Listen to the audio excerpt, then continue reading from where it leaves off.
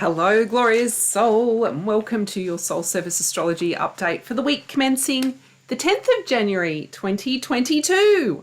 Gee, I hope the last video I didn't say 2021. Got to get used to saying 2022. So welcome. I am Kel Gunter.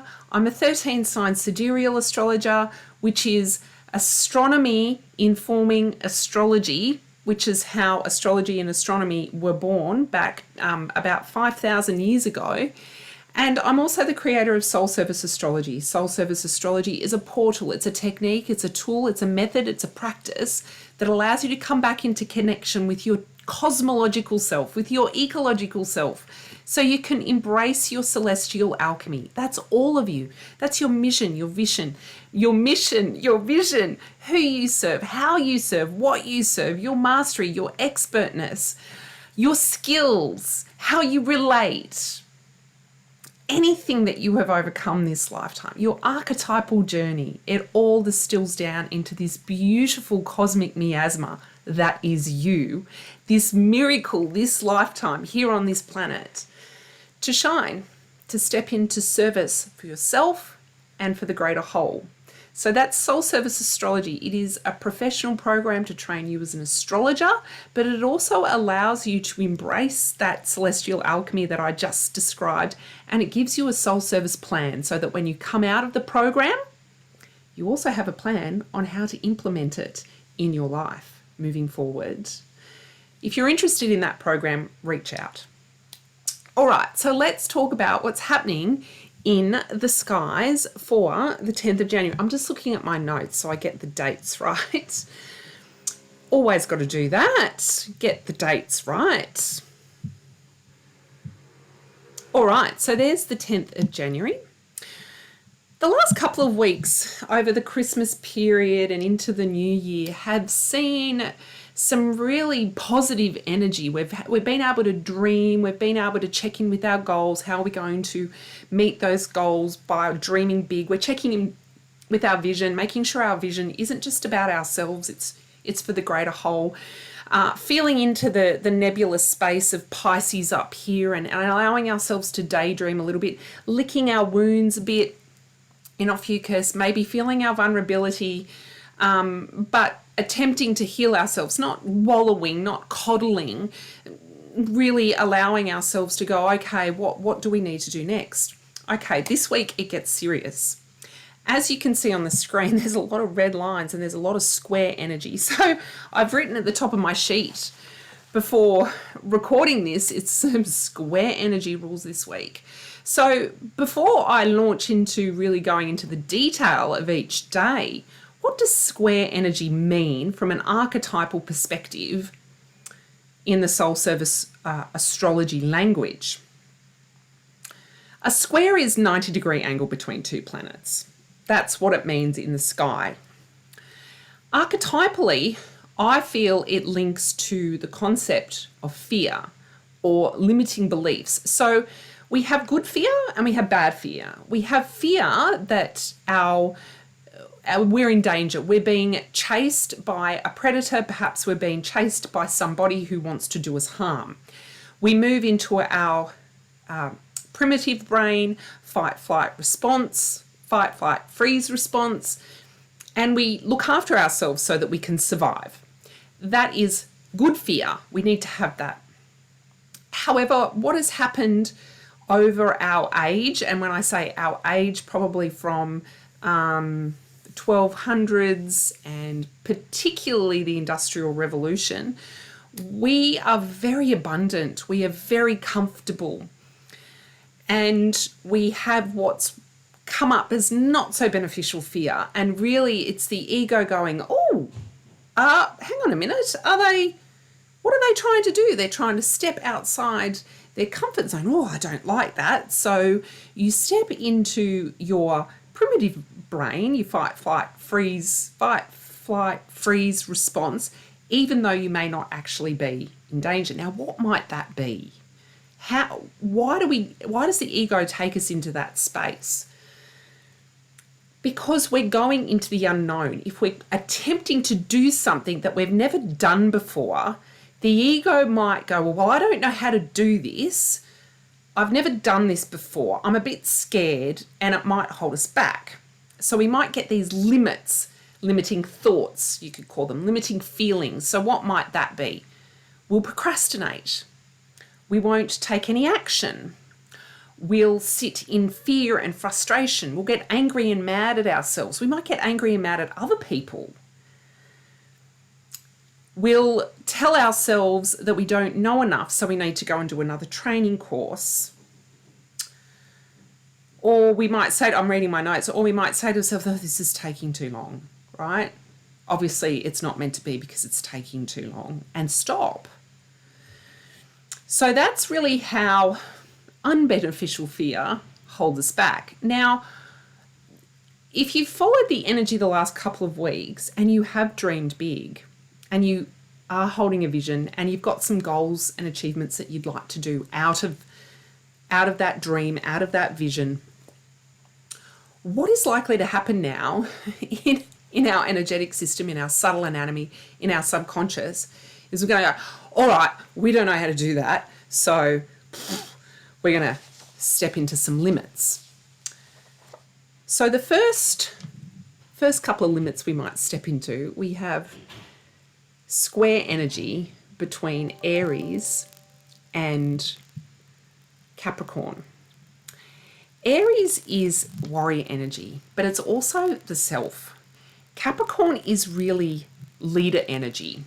So I feel like that there is a bit of a call for us to be stepping into dreams where we're stepping into our zone of genius, but not just for our sake, not just for ourself, not to just feather our own nest.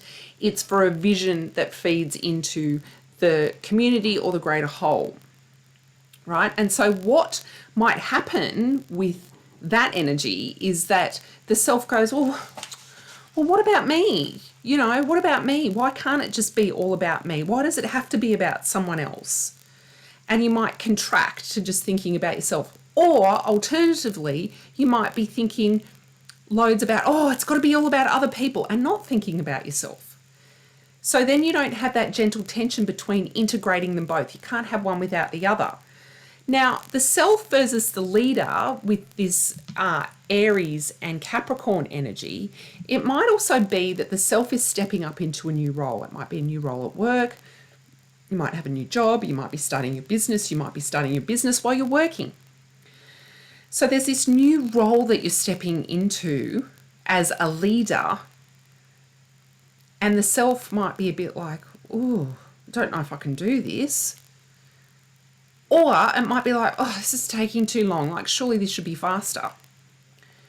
But just like fine champagne and fine wine, sometimes things take time. So I feel like we probably need to allow ourselves to appreciate fine things can take divine time. And I'm going to leave it there for Monday, the 10th of January. And then we move to the 11th of January. And we have Neptune in Pisces square Mars in Ophiuchus. So we have this very action-orientated energy up here, this very methodical energy, like take steps, do things up here. But this energy here is a bit more confusing. This might be confusion. Oh, I need to be, my human self, and I have goals and I have dreams and aspirations for the self, but also the collective. And then you've got your spiritual nature. It's like, well, it's just all transcend into oneness. And then you've got action center down here going, oh, but it's exhausting. It's time to allow yourself to integrate, allowing space. I feel like this transit between Neptune and Mars is to allow Mars to be spacious, that there is plenty of time to get things done, and there's also plenty of time to look after ourselves. And there's plenty of time to integrate being the mystic while still also being very human. So you can help yourself and you can help others It doesn't have to be one or the other. You can take action, but you can also take a rest. And there might be guilt. I kind of got the feeling then that, you know, when we do these things, sometimes you feel guilty. So that's a fear, a limiting belief. And the opposite of guilt is really self-esteem, and stepping into our self-esteem and honouring ourselves, taking care of ourselves, knowing that for us to be fully integrated, fully connected, fully cosmological and ecological being, we do need to look after ourselves.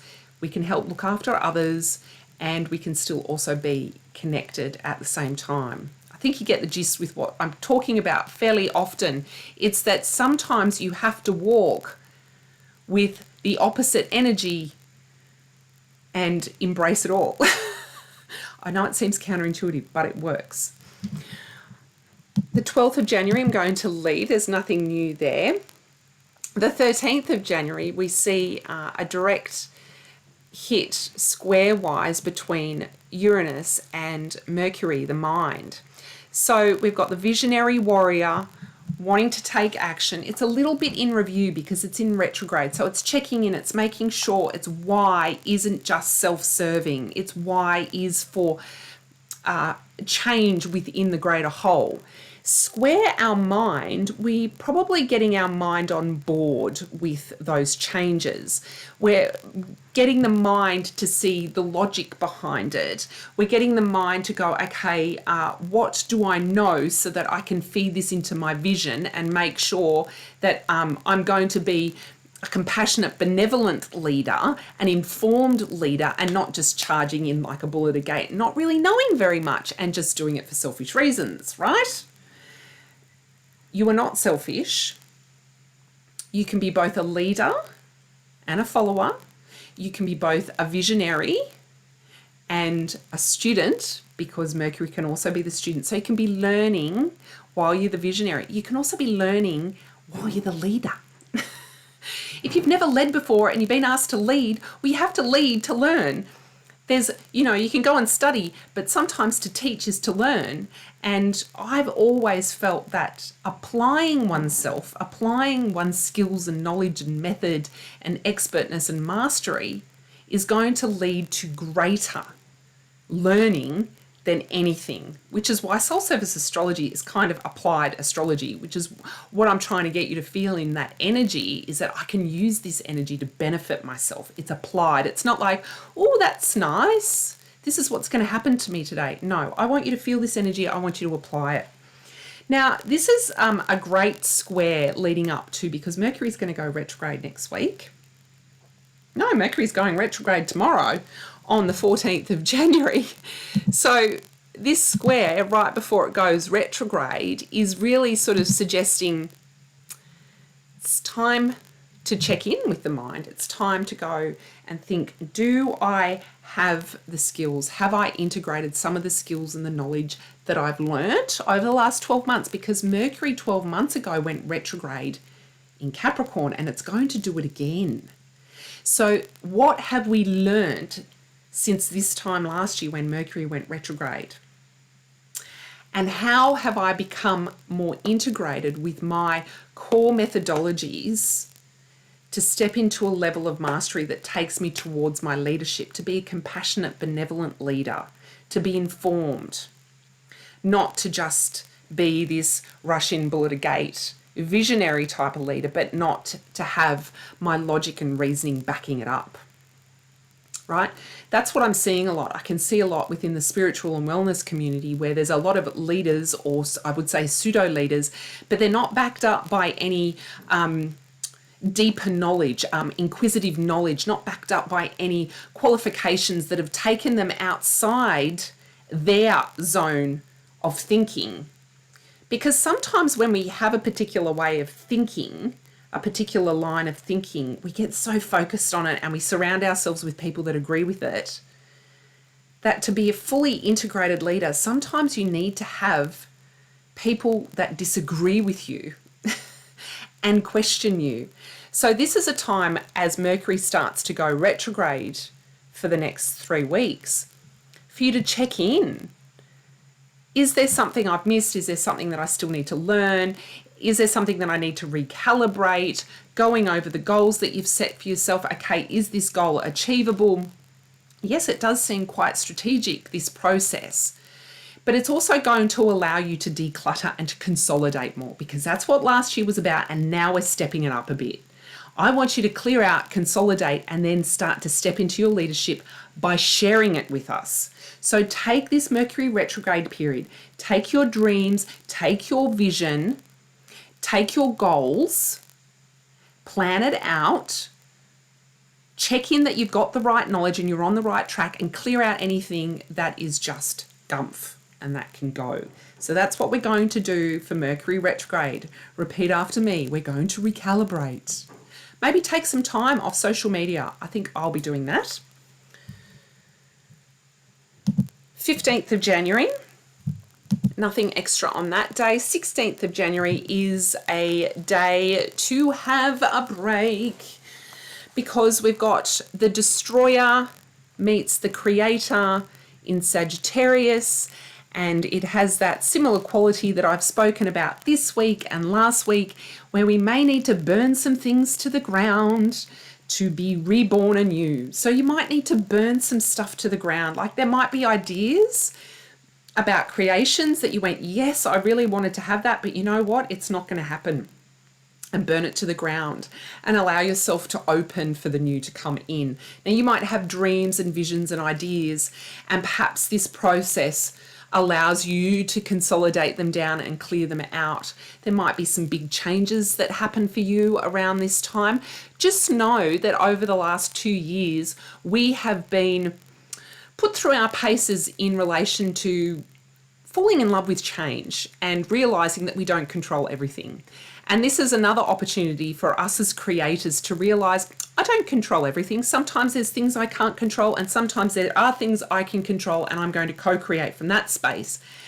And they can exist together, just like logic and reason and spirituality can live together, and just like us as fully divine human beings can privilege and honor the planet first before we start stepping into our desires and needs and wants. They can all coexist. So thank you for watching. That is the energy for this week, the 10th of January. If you are interested in working with me, I do birth chart evaluations. Of course, I have soul service astrology. Then please go and check out kellygunter.com. I would be honored to serve you. Thanks very much, and I'll see you next week. Bye.